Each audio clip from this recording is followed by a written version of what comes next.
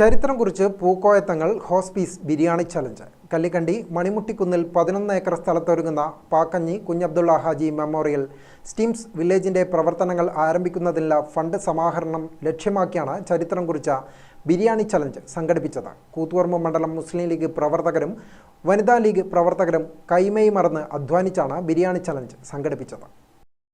1 ലക്ഷത്തിലധികം ബിരിയാണിയാണ് രാവിലെ മുതൽ ഓർഡർ പ്രകാരം തയ്യാറാക്കി നൽകിയത്.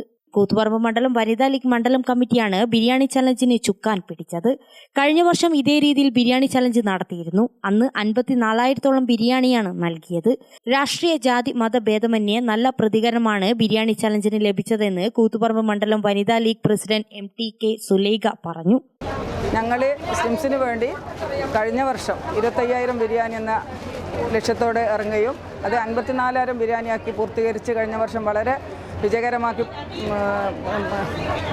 സാധിപ്പിച്ച ആ ഒരു പ്രവർത്തനം ഈ വർഷം 1 ലക്ഷം ബിരിയാണി എന്ന ടാർഗറ്റോടുകൂടി പ്രവർത്തന മേഖലയിൽ ഇറങ്ങുകയും ഒരു മാസത്തെ കഠിനമായ പ്രയത്നത്തിൻ്റെ ഫലമായി ഞങ്ങൾ വനിതാ ലീഗും മുസ്ലിം ലീഗും ഒരുമിച്ച് പ്രവർത്തിച്ചുകൊണ്ട് ഇന്നതിൻ്റെ പരിസമാപ്തിയിലെത്തിയിരിക്കുകയാണ്.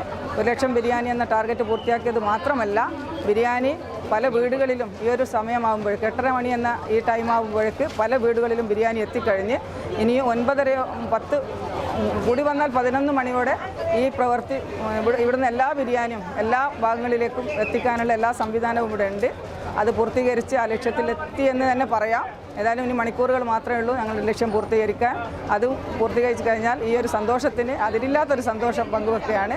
ഇതിന് എൻ്റെ കൂടെ പ്രവർത്തിച്ച മുസ്ലിം ലീഗിൻ്റെയും വനിതാ ലീഗിൻ്റെയും പ്രവർത്തകരെ മുക്തകണ്ഠം പ്രശംസിച്ചുകൊണ്ട് ഇതിന് സഹായിച്ച എല്ലാവർക്കും നന്ദിയും അറിയിക്കുകയാണ്. പുലർച്ചെ 4 മണിയോടെ പാചകം പൂർത്തിയാക്കി രാവിലെ 7 മുതൽ തുടങ്ങിയ ബിരിയാണി വിതരണം 12 മണിയോടെയാണ് പൂർത്തിയായത്. നെച്ചിക്കാട്ടിൽ ഗ്രൗണ്ടിലാണ് ബിരിയാണി 400 അടുപ്പുകളിലായി പാചകം ചെയ്തത്.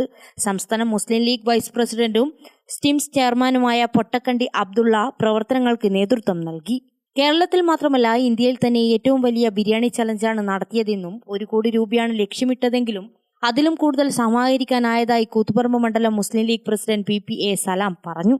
35 കോടി രൂപ ചിലവിൽ 11 ഏക്കർ സ്ഥലത്ത് സൗജന്യ ക്യാൻസർ രോഗ ചികിത്സാ കേന്ദ്രം, 100 രോഗികൾക്ക് ഒരേ സമയം ഡയാലിസിസ് ചെയ്യാനുള്ള സൗകര്യം, ബുദ്ധിവൈകല്യമുള്ള കുട്ടികൾക്കുള്ള ചികിത്സാ കേന്ദ്രം എന്നിവയാണ് ഒരുങ്ങുന്നത്. പ്രയാസപ്പെടുന്നവരെ ജാതിയോ മതമോ രാഷ്ട്രീയമോ നോക്കാതെ മനുഷ്യരെന്ന നിലയിൽ അവരെ ചേർത്തു പിടിക്കുകയാണ് സ്റ്റിംസിന്റെ ലക്ഷ്യമെന്ന് Muslim League general secretary PK Shahul Hameed പറഞ്ഞു.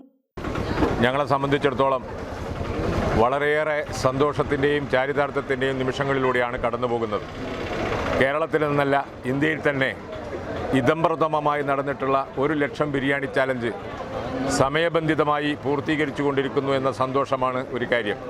മറ്റൊന്ന്, ഞങ്ങളിതിലൂടെ ലക്ഷ്യം വെക്കുന്നത് തീർത്തും ഒരു വലിയ ജീവകാരുണ്യ പ്രവർത്തനമാണ്.